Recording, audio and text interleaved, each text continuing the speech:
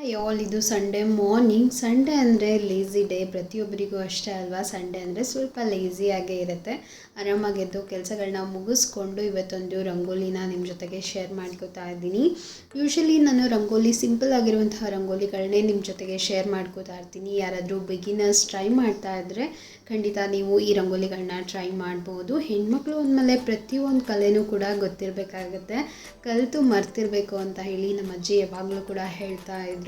So ಯಾವುದೇ ಒಂದು ಕಲೆ ಆಗಿರಲಿ, ನಾವು ಕಲಿತು ಅದನ್ನು ಮರ್ತಿದ್ರೆ ಯಾವುದೋ ಒಂದು ಟೈಮಲ್ಲಿ, ಎಮರ್ಜೆನ್ಸಿ ಟೈಮಲ್ಲಿ ಅದು ಯೂಸ್ ಆಗುತ್ತೆ ಅಂತ ಹೇಳಿ ನನಗನ್ಸುತ್ತೆ. ಸೊ ಇವತ್ತು ನಾನು ಆಮ್ ಪಾಪಡ್ ರೆಸಿಪಿನೂ ಕೂಡ ಶೂಟ್ ಮಾಡ್ಕೊಂಡಿದ್ದೀನಿ.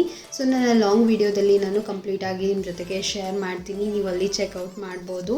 ಹೆಣ್ಮಕ್ಳು ಕೂಡ ಇವಾಗ ಗಂಡು ಮಕ್ಕಳಿಗಿಂತ ಕಮ್ಮಿ ಇಲ್ಲ ಅನ್ನೋದು ತುಂಬಾ ಚೆನ್ನಾಗಿ ಪ್ರೂವ್ ಆಗಿದೆ ಅಂತ ಹೇಳ್ಬೋದು.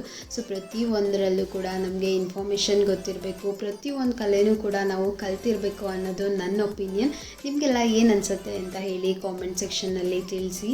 ಇವತ್ತು ಬೆಳಗಿನ ಬ್ರೇಕ್ಫಾಸ್ಟಾಗಿ ನಾನು ಬೆಂಡೆಕಾಯಿ ಫ್ರೈ ಮತ್ತು ರೋಟಿನ ಮಾಡ್ಕೊತಾ ಇದ್ದೀನಿ. ಬೆಂಡೆಕಾಯಿ ಪಲ್ಯ ನಾನು ಸಿಂಪಲ್ಲಾಗಿ ಮಾಡ್ಕೊತಾ ಇದ್ದೀನಿ, ಜಸ್ಟ್ ಫ್ರೈ ರೀತಿಯಲ್ಲಿ. ಈ ವಿಡಿಯೋ ನಿಮಗೆ ಇಷ್ಟ ಆದರೆ ಲೈಕ್ ಮಾಡಿ, ಶೇರ್ ಮಾಡಿ, ಹಾಗೆ ಫಾಲೋ ಮಾಡಿ. Thank you.